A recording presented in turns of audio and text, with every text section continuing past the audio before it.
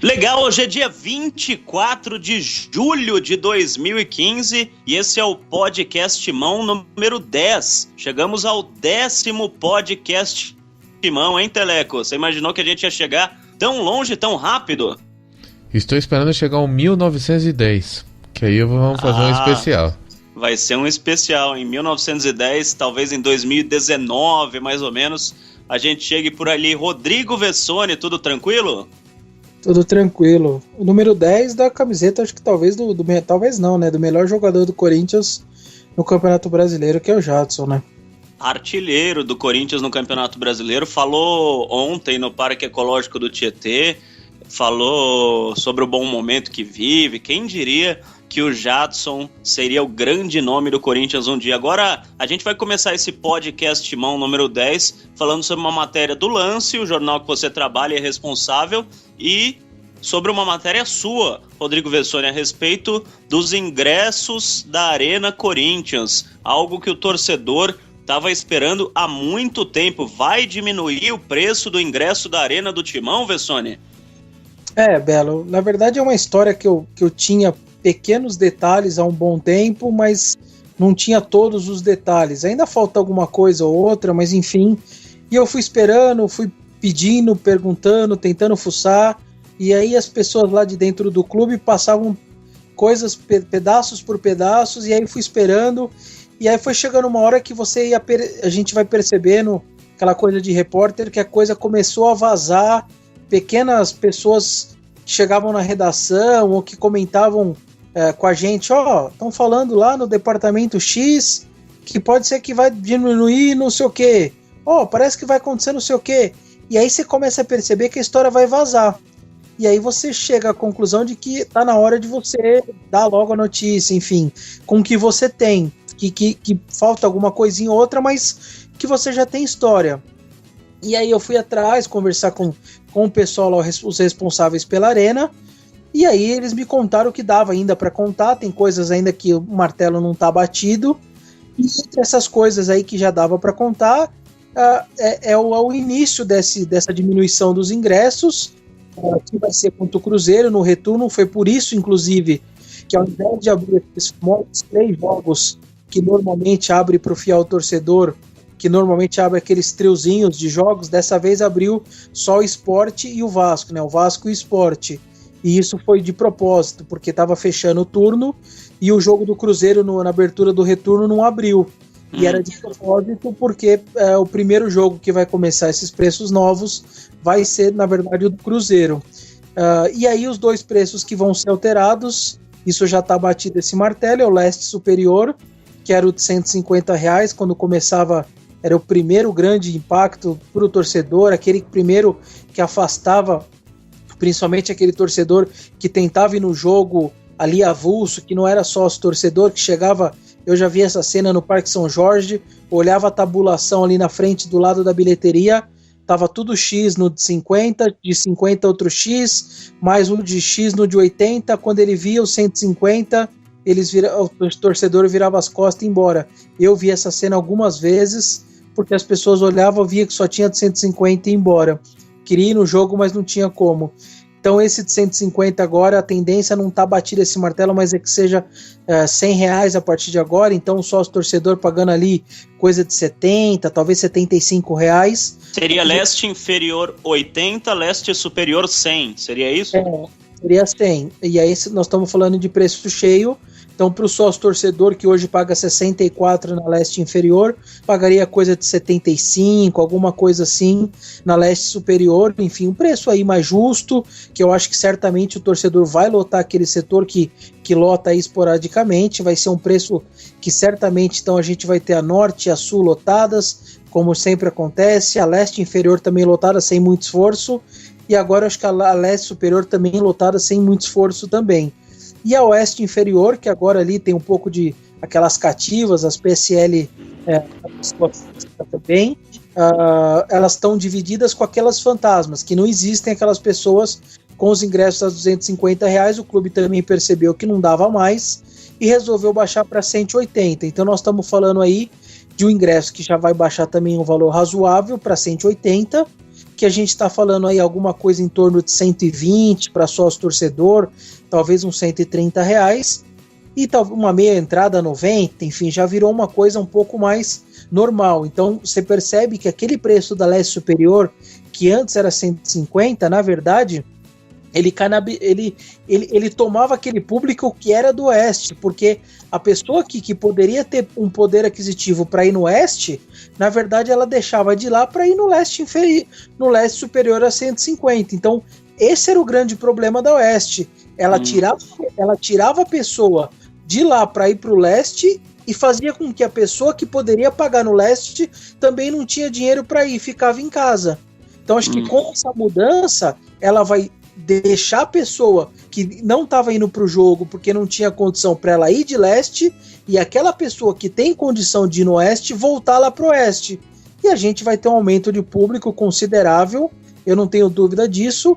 E aí vai restar aí para o clube agora acertar lá o Oeste Superior, que onde está algumas cativas o PSL corporativa para a empresa, que também não vingou. São muitos lugares, a hora que a imprensa sair de lá, imprensa escrita e de rádio, que estão terminando as cabines, vai sobrar ali quase 7, 8 mil lugares, é muita coisa, então vai ter que se dar um jeito ali em cima ainda.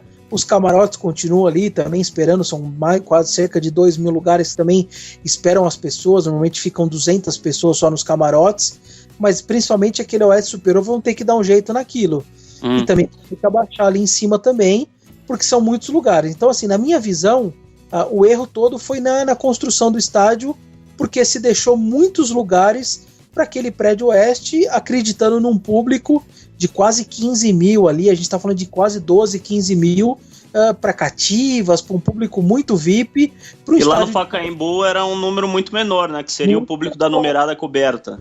Claro, coberta ali, então coberta até a numerada, outra numerada inferior que não era coberta, mas a gente estava falando ali de um público de 40 mil, 37, a gente estava falando ali coisa de 4 mil, 5 mil, talvez, 6 mil. Agora nós estamos falando de 15 mil em 48, é muita coisa. Você não tem público para aquilo, a não ser em grandes finais, semifinal, talvez uma quarta de final contra um time grande. Então, a concepção ali foi muito errada. Então, o clube já chegou a essa conclusão, quer consertar, só depende do aval ali do fundo, da Odebrecht, da Caixa.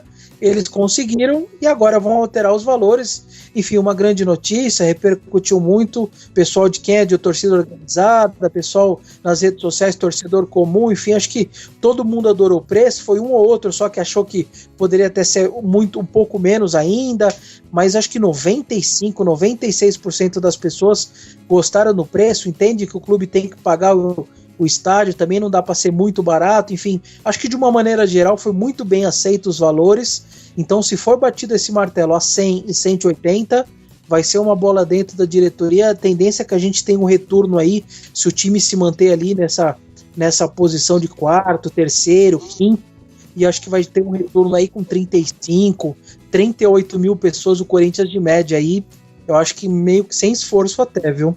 E só para o corintiano entender direitinho, aquele que às vezes não vai no estádio tanto assim, ou que nunca foi, quer começar a ir, quais são os preços cheios que não são do fiel torcedor, então, a partir desse jogo contra o Cruzeiro, Bessônia? Vai ficar agora o preço cheio, R$50 atrás dos 2 gols, o leste inferior, que é aquele que aparece na televisão, 80, o leste superior a 100, o oeste inferior a 180 e por enquanto o oeste lá em cima fechado enquanto não acaba as obras, só ali com outro torcedor ali nessas corporativas. Então são esses 2, 4, 5 setores à disposição dos torcedores, a gente está falando de 35, 38 mil ali torcedores à disposição, mas ali se o clube quiser abrir o oeste superior, como fez contra o São Lourenço, por exemplo, em São Paulo, para poder abrir. Mas a gente está falando de 37 mil lugares à disposição, mais ou menos, nessa composição, 2 setores a 50, 1 a 80, 1 a 100 e 1 a 180. Então acho que já ficou um negócio muito, muito legal, e aí a gente está falando ainda fora os descontos de fiel torcedor a 20, 30, claro. E uma meia entrada, então já ficou algo muito mais compatível e mais justo. Eu acho que a tendência é o público aumentar, o Corinthians que tem 31 mil de média, são 40 jogos, Então a gente já tem um parâmetro muito grande, né? 40 jogos e você manter uma média de 31 mil pagantes não é pouco. E a média de arrecadação nesses 40 jogos foi de 1.900.000. Também não é pouco. Você fazer quase 2 milhões de média num estádio, hoje no futebol brasileiro. Então, assim, a torcida deixou 80 milhões de bilheteria em 1 ano e 2 meses, praticamente. Certamente, se não fosse a torcida, a situação do estádio para pagamento, etc., estaria muito mais difícil. O torcedor, sem dúvida, fez a parte dele desde o começo. Quem não fez foi a diretoria, com name rights, cativas, camarotes.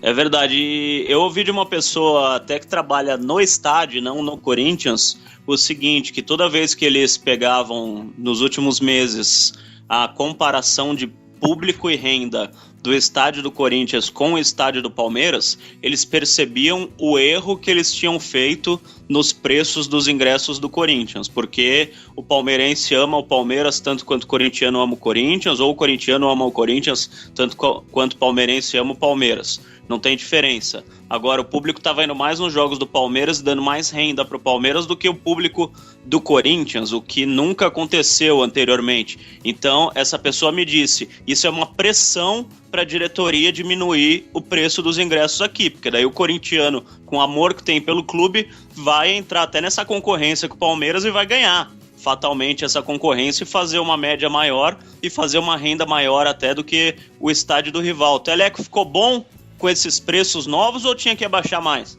Só um detalhe antes do Teleco comentar sobre isso que você comentou.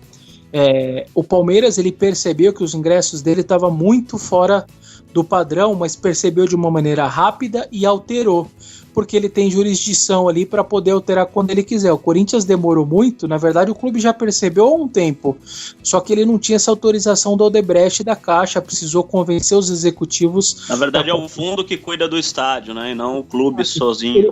É isso, e ele precisou convencer esses caras que só veem planilha na frente, que não entendem de futebol, que não entendem de Corinthians, para poder convencer e conseguir abaixar. O Palmeiras não, como ele definiu tudo ele da maneira que ele quer, o que aconteceu? O Palmeiras percebeu logo nos primeiros jogos que aquele valor que ele estava querendo cobrar era muito, muito alto. Então eu vou dar um exemplo. Corinthians e Palmeiras, lá no Allianz Parque, que foi um dos primeiros jogos, aquele setor que aparece na frente da TV, o mais nobre do estádio do Palmeiras, ele custava R$350. Foram 150 pessoas naquele setor, no Corinthians e Palmeiras, no Bordeiro. O Palmeiras percebeu que a R$350 aquele não tinha público para aquilo.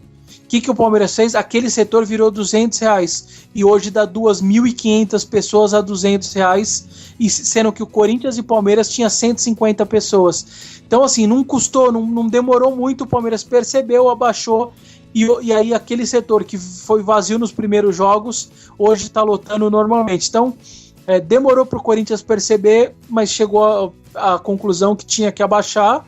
Poderia talvez ser menor? Poderia, mas eu acho que já foi um avanço.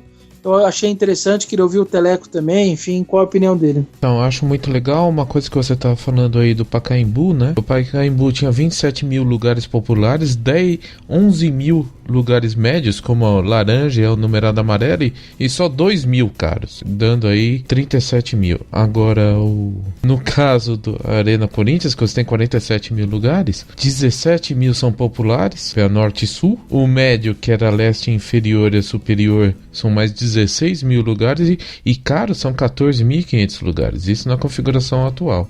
De 2 mil para 14.500. Exatamente. Praticamente toda a mudança que teve nos estádios foi para colocar mais caros, né? Sendo que no Pacaembu você tinha ainda uma parte minúscula, né? Era só 5% do estádio que era caro, e agora passou para 30% do estádio. Então você aumentou aí a capacidade, mas aumentou só nos caros. Essa que é a confusão. A parte média, que era 27% no Pacaembu, ficou 34% na Arena Nova. E o popular, 68%, passou para 36%. É uma diferença grande. É muito interessante isso esses números que o Teleco está passando, porque percebe, a capacidade do Pacaembu era 37, a da Arena é 47, você aumenta 10 mil lugares, mas ao invés de você ter 10 mil pessoas a mais, todo jogo, você transformou o ingresso caro de 2, 3 mil para 14 mil, ou seja, esses 10 mil viraram lugares caros que estão vazios, ou seja, não adiantou nada. Você piorou aqueles 37 mil que você poderia ter sempre para 32, 33, 34, 35, 32, 31. Então, nesse sentido, piorou, entendeu? Ao invés de você ter 47 mil lugares para ter ali 42, 40 de média, quase 40, 41, você tem aí 31 porque você tem os lugares lá, mas não tem as pessoas porque as pessoas não podem pagar.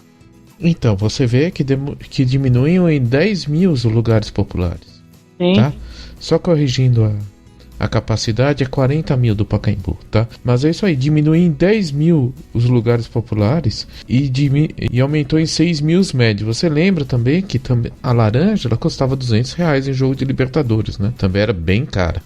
E por falar em coisa que o torcedor paga, torcedor compra ingresso e torcedor compra camisa oficial. E tá querendo saber do lançamento das camisas oficiais de 2015. E a informação é só sua. Outro dia eu tava lá na Fox, Teleco, e o pessoal pôs ali no telão a camisa laranja do Corinthians com a marca d'água Teleco 1910. É você que tá lançando a camisa do Corinthians, Teleco? Rapaz, tô costurando tudo aqui em casa, tá dando bastante trabalho. Então, as camisas vão sair dia 1º de setembro, tá? É um lançamento da Nike aí, hoje teve uma reportagem do UOL sobre isso aí. Parece que vai ter um evento bem legal, bem grande, que vai lançar a camisa 1, né? Que é aquela branca homenageando 2000 com mangas pretas, e a camisa 3 que é laranja. Da camisa 2 eu já ouvi várias coisas, que a 2 ia continuar sendo a camisa 2 desse ano, a preta com listras brancas finas. Também já ouvi que aquela preta de listras horizontais que tinha vazado, ela não vai ser mais lançada e vão colocar outro modelo. E também já ouvi que aquela preta de linhas horizontais vai sair no começo do ano que vem. Parece que o certo é que a preta de linhas horizontais sai no começo do ano que vem, aquela camisa estilo 15 de Piracicaba. Muito que também feia. é igual a do Barcelona. Dia 1º de setembro devem lançar a camisa 1 e a camisa 3, que é aquela laranja. É isso aí que eu estou sabendo, né? Você sabe que essas coisas mudam do dia pra noite, né? Amanhã alguém fala, você falou bem. É o que a gente sabe hoje, né? Que a camisa 2 vai continuar sendo a atual e a listras horizontais volta no ano que vem. Só. E o engraçado dessas camisas, o Vessone pode até falar também sobre isso, é uma coisa que eu vejo, né? Não sei se vocês concordam. O departamento de marketing vê o mercado da moda, que nós que acompanhamos o esporte, geralmente a gente não entende nada disso e também não faço nenhuma questão, mas eles veem a cor da moda, ou a cor que mais está em alta, é a cor laranja, para usar o exemplo dessa camisa do Corinthians. Então vamos escolher a cor laranja, porque é uma cor que vai vender e tal. Agora, por que a gente vai falar que a camisa é laranja? O que parece laranja? O terrão. Daí fala que é uma homenagem ao terrão. Não tem nada a ver com o terrão ou laranja, que eles quiseram lançar uma camisa laranja e ponto, né? Daí amanhã lança uma camisa azul, porque é homenagem ao céu do Parque São Jorge.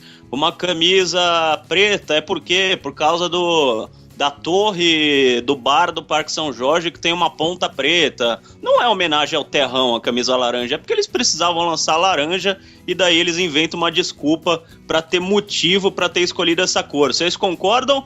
Ou vocês acham que tem motivo e parece o terrão do Parque São Jorge?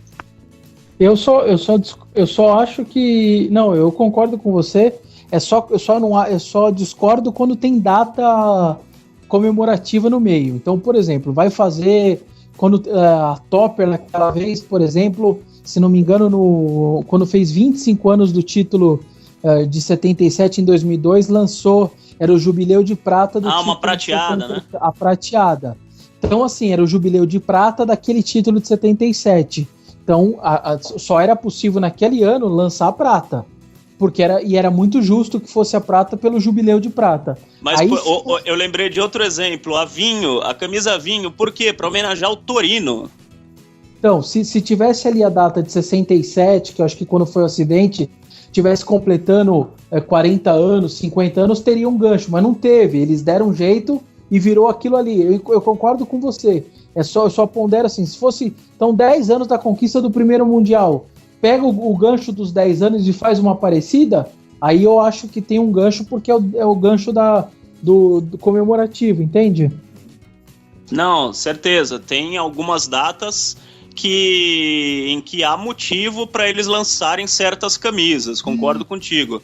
Mas na maioria das vezes eles lançam e depois eles arrumam uma desculpa, como dessa camisa laranja em homenagem ao Terrão. Mas o torcedor quiser comprar, compra, e o que não quiser, não compra, né? Cada um escolhe o que quiser.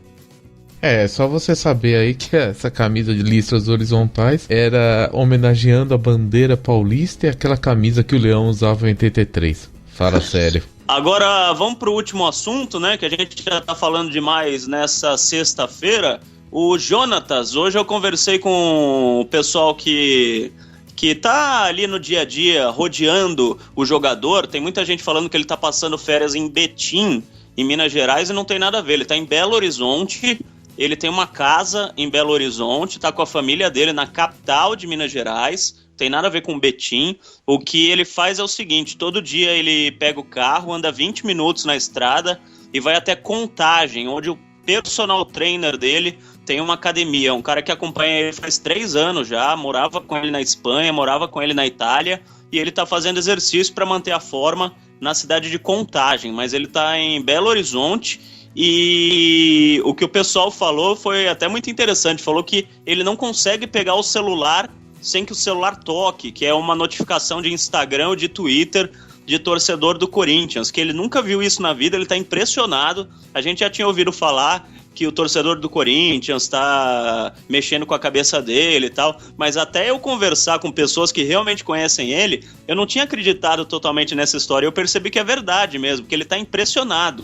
Porque imagina como é que é você sair do Brasil desconhecido, como promessa do Cruzeiro, ir pra Europa, ser vice-artilheiro do Campeonato Espanhol entre os brasileiros, fez 14 gols, mas ninguém no seu país conhecer você. Você chegar no aeroporto e ninguém vem pedir um autógrafo, tirar uma foto, ninguém nem sabe que você existe. De repente ele vem pra cá, o celular não para de tocar, falou que ele tá muito tocado com isso, e ele pensa o seguinte: jogar no Corinthians é um atalho para vestir a camisa da seleção brasileira, que é o sonho de qualquer jogador. Então ele pode convencer o empresário, sim, a aceitar a proposta do Corinthians por causa disso. Agora não estou falando que ele vem, não vão cobrar de mim, porque quem decide é o empresário, que é o Mino Raiola, que não é brasileiro, que não está nem aí para a seleção brasileira, que não está nem aí para a mensagem dos jogadores do Corinthians, dos torcedores do Corinthians, enfim, ele quer grana. O Mino Raiola, que é o empresário do Jonatas, quer grana. Então o Jonatas pode convencer o empresário, ou o empresário pode bater o pé e colocar ele em algum time da Europa. E aí, Teleco, você acha que o torcedor consegue convencer o empresário do Jonatas? Porque o Jonatas parece que já convenceram. Não, acho que para convencer o empresário do Jonatas é só mandando cartõezinhos verdes, assim, com fotos de presidentes americanos, viu, gente? Ele tá oferecendo ele para tudo quanto é lado. Já ouvi falar de Real Sociedad, Betis, que tentou também o Pablo Osvaldo. Mas o Napoli, que também eu só vi notícia, eu não vi o Napoli se mexendo, nem faz muito sentido. Ou então o Sevilla, que o Sevilla disse que nunca nem tentou Jonatas. Então parece que é tudo o empresário trabalhando, né? Os amigos aí. O empresário tá fazendo a parte dele, tá oferecendo para todos os times médios e baixos, né? Nenhum time grande, times médios e times pequenos da Europa. Ele quer receber as famosas luvas pela transação, e o Corinthians, a gente sabe, né, Vessone? O Roberto de Andrade deixa isso bem claro. Ele tá com um projeto de reestruturação financeira, que se ele ofereceu 3 milhões, é 3 milhões. Não adianta pedir 3 milhões e 100, tanto que o Corinthians deu um prazo. Até hoje, se não fechar, o Corinthians desiste. E desiste mesmo? Pra mim, o Corinthians desiste, assim como fez com o Guerreiro. Não quer ficar, vai embora, fica à vontade. Com o Theo Gutierrez, não quer isso que a gente ofereceu, acerta com o Sporting, fica à vontade. O Corinthians não tá entrando em leilão. E se o empresário do Jonatas quiser entrar em leilão, pra mim o Corinthians desiste. E vai pra outro, ou não contrata ninguém. Mas eu acho que o Roberto tá pensando assim: primeiro, reestruturação financeira. Segundo, se der pra contratar, se der pra trazer um reforço, traz. Mas não que nada que supere a reestruturação financeira. Você, como uma pessoa que conhece o pessoal lá de dentro do Corinthians, Vessone, se você fosse apostar, apostaria em vir ou não vir? Eu acho que eu ainda tô meio cabreiro com isso daí. Eu acho que pode não acontecer, não. Tem proposta de lá, de fora. Não sei, tá meio estranho. Acho que já era pra ter fechado, eu acho. Não sei, tão demorando muito, eu acho, né? Daqui a pouco pinta uma proposta melhor até do Brasil. Acho que o Corinthians tá demorando muito. Uma coisa que me chamou a atenção, achei que você ia falar que ele tava indo já correndo os 20, em vez de pegar o carro e andando uns 20 km até outra cidade, eu achei que para pegar a forma ele tava já correndo até a outra cidade. Ainda não, né? Ainda não. Talvez se fosse alguns outros jogadores que a gente vê por aí que só corre, não faz. Se fosse o Mendonça, poderia correr para outra cidade e chegar tranquilamente para fazer os exercícios. Mas até foi interessante que uma das pessoas que trabalha essa parte física do Jonatas falou: não sei se eu vou para a Europa, não sei se eu monto academia em São Paulo, não sei o que eu faço. Quer dizer, parece que são pessoas bem ligadas ao Jonatas mesmo, que vem ele todo dia, ficam 2-3 horas fazendo tratamento com ele, então nem eles sabem qual vai ser o futuro do Jonatas. Eu acho que se você perguntar pro Jonatas, ele não sabe. Então, realmente está dependendo do que o empresário decidir e do que a diretoria do Corinthians conversar em termos de dinheiro. É aguardar, não tem muito jeito, né? Recapitulando, o Jonathan já foi ligado a Celtic, Middlesbrough, Málaga, Celta, Betis, Real Sociedade, Espanhol, Sevilla e Napoli. Então, o empresário dele está lutando bravamente. Mas eu também não estou vendo tudo isso. Eu também vi o presidente do Elche falando que está esperando uma proposta boa para vender, aí que eu não entendi mais nada, porque ele já está registrado aqui. Ele está registrado aqui e o presidente do Elche parece que fez uma proposta de compra, né? Então ele gostaria de receber um dinheiro para comprar o jogador e revender ele na Europa, né? Ele compraria, se eu não me engano, eu posso estar falando até um número errado, mas é parecido com esse, 2 milhões de euros, e revenderia ele no mercado europeu por 11 milhões de euros, que parece que é um acordo que o presidente do Elche tinha com o empresário do Jonatas. É uma confusão danada, mas enfim, ele está registrado aqui no Brasil, legalmente o Corinthians pode contratá-lo. A questão dele com o Elche é uma briga entre o empresário e o presidente, do que eles combinaram ou não combinaram anteriormente. Mas bem, já temos bastante informação para o torcedor corintiano nessa sexta-feira. Corinthians joga domingo contra o Coritiba no Couto Pereira, às 16h. O Gil está suspenso, o Jadson volta, Edu Dracena deve entrar na zaga e o Jadson, claro, titular do meio de campo do Corinthians. O podcast Timão volta semana que vem, depois do jogo, né? Depois do jogo, para a gente falar um pouquinho do resultado e se o Corinthians conseguiu ultrapassar o Atlético Mineiro. E você pode entrar nos canais do YouTube, do Twitter, assim que eu fizer o iTunes no iTunes. Ainda não fez o iTunes, Marco? Ainda não. No SoundCloud, todos os canais do iPod, do podcast Timão. Tô com o iTunes na cabeça. Para você saber, assim que a gente gravar, já chega um aviso para você e você pode ouvir todas as notícias do seu time. Né, Vessone? Um abração, até a próxima. Valeu, um grande abraço a todos. Falou, Teleco. Boa noite, vai Corinthians.